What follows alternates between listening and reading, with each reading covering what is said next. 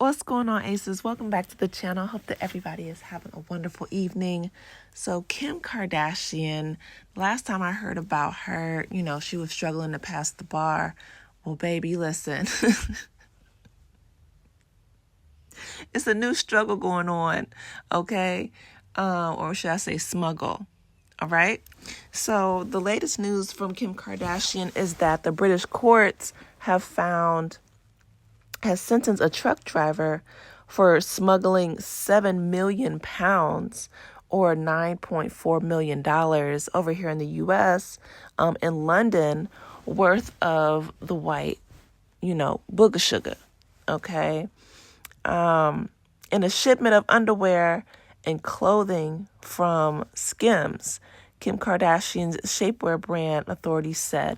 So millions of pounds of blow, y'all, were found in her shipment.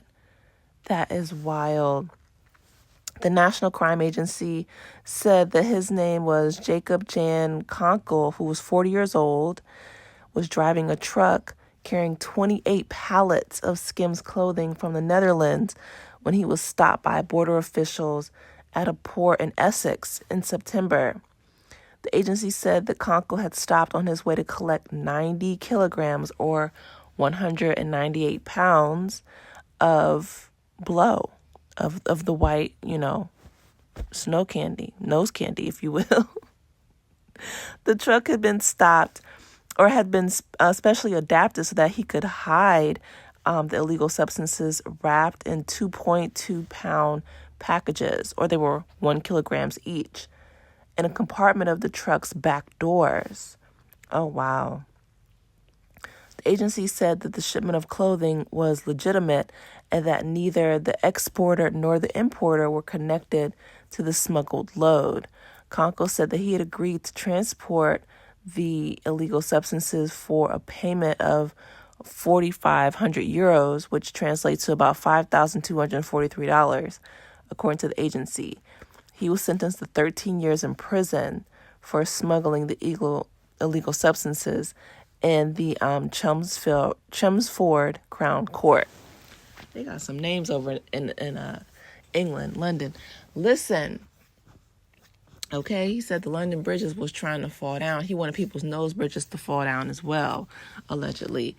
That is so ridiculous, and I wonder if Kim had not been as famous or as well known as she is, would she have been caught up in that? Because there's a liability there. I mean, I don't know. I'm glad that they didn't they said that the importer nor the exporter knew. So, but this man wasn't working by himself. I mean, he, unfortunately, or I guess fortunately, was the fall guy. He's the one who got the 13 years in prison, but making, creating back doors or fake doors, I guess, to hide these illegal substances, and to hide 90 kilograms or 198 pounds of this snow, of this blow, right? That doesn't seem like a one-man job to me. But on the other hand, I'm glad that more people were not implicated if they didn't have anything to do with it. But that is so wild.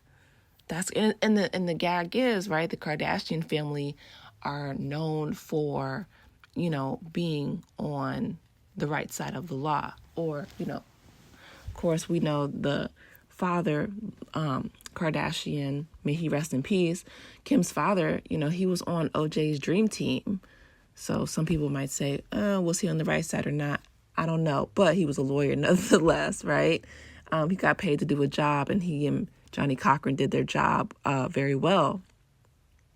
And Kim, bless her little heart, she was crying. She was really struggling to pass the bar. And despite her being a billionaire and having all that money, she still was not able to pass that test. Listen, the California bar, the bar exam period is no joke. And it's really unfortunate because, you know, the more I learn about this country and the more I research and realize that a lot of these entrance exams and a lot of these exams, and even the cost of college period, because, you know, it's become so cost prohibitive, excuse me, were direct results of racism. College used to be essentially free, you know, before the Reagan administration, and the bar exam, there, you know, that was non-existent as well before the civil rights movement. So it's just like a lot of these things were put in place to harm or to discourage, right, Black students from accessing higher education. And racism doesn't just hurt Black students, right? Racism hurts everybody, including Kim Kardashian, who was, like I said, crying because she couldn't pass the bar. Now, listen, she can pass it, right? I don't know if she's going to stick with it because she's a billionaire, selling her Skims and, you know, being on her show with her family, but she can, you know. Anything that somebody puts their mind to, I'm a big component in believing that you absolutely can, you know, teach yourself how to do almost really anything. The mind is an amazing tool and an amazing muscle. Our brains are supercomputers, essentially. But it's going to take patience and dedication on her part. And again, she has the money where she could access, you know, the best tutors in the world. I don't know why she doesn't just get, like, you know, a retired law professor or something on her payroll, and or, you know, somebody like maybe I don't know, somebody who has a specialty in, you know, the LSAT. She could afford both, right? She's a billionaire. To really break down, you know, the California bar style, her learning style, right? There's multiple ways that people learn. You know, I'm an audio learner myself.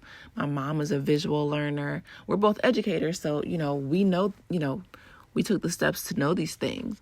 But there's multiple types of intelligences. You know, some people are musical geniuses, like, you know, the father of her children, right? I believe that Kanye West, despite all of his mental health issues and, you know, things going on with him, I won't take his creative genius away from him when it comes to music.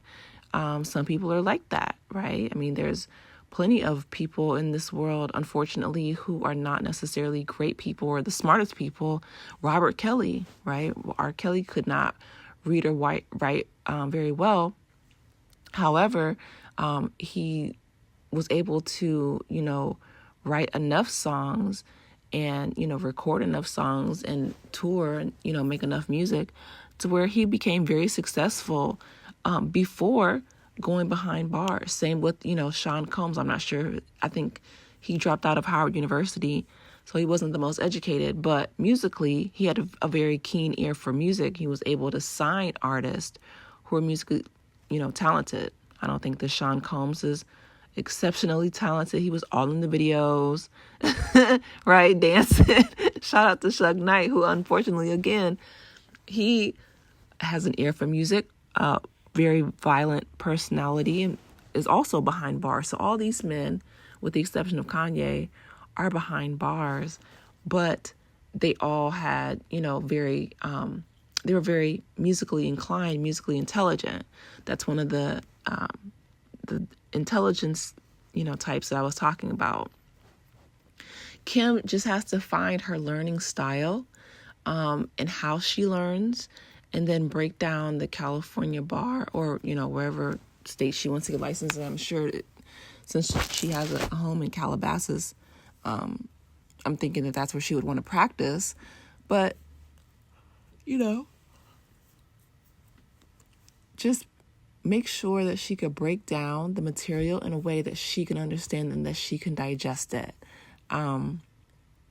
But as far as this young man, you know, well, 40, it's not exceptionally young, but it's not that old either. 40 is old enough to know better, you know. You do not want to throw your life away, again, trying to smuggle in, you know, these illegal substances across, especially internationally. That's, if it had been somewhere like, Singapore, somewhere, in Asia, they don't play those games. You can literally lose your life. I mean, he's going to lose 13 years of his life, again, being behind bars. But other places, they don't play. One of my favorite shows is Locked Up Abroad. I know.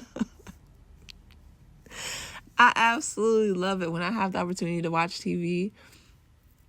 It is one of my favorite shows because people, I don't know what they're thinking, but they really have this level of arrogance and hubris that they will, duct tape, typically, these massive amounts of illegal substances. They'll, listen to some smuggler, right, who's internationally, and they'll take some naive person who grew up in the Midwest or, live fairly sheltered lives and, spit this game to them and say, oh, it'll be okay. You won't get caught, blah, blah, blah. I'll give you, what was it? He was doing this for what, 5 G's? That's nothing. You know what I'm saying? Especially in the booger sugar game. Like 5 G's is pennies. And that's definitely not worth 13 years of your life. Hello. But they'll take somebody who's very sheltered. And I don't know if you guys have ever traveled with people internationally who weren't sheltered. I've done so, not by choice when I was younger, but when I was, working in different places, in different programs, the people that I was with, they were privileged, but they had almost zero survival skills, and you could tell. And so a lot of these people will think like, okay, la-di-da, shouldn't be that difficult. They try to go to some of these countries internationally. And baby, when I tell you that I think the American hubris is, and it has been, I was going to say it should be studied. It has been studied. Americans, we are socialized to believe that we are so much more, smarter, better, etc., right? American exceptionalism than other countries. This may have been true decades and decades ago, right? But the rest of the world has caught up, may I even say surpassed, especially now in 2026, a lot of, American technology and advancements and things like that. But they don't teach those things.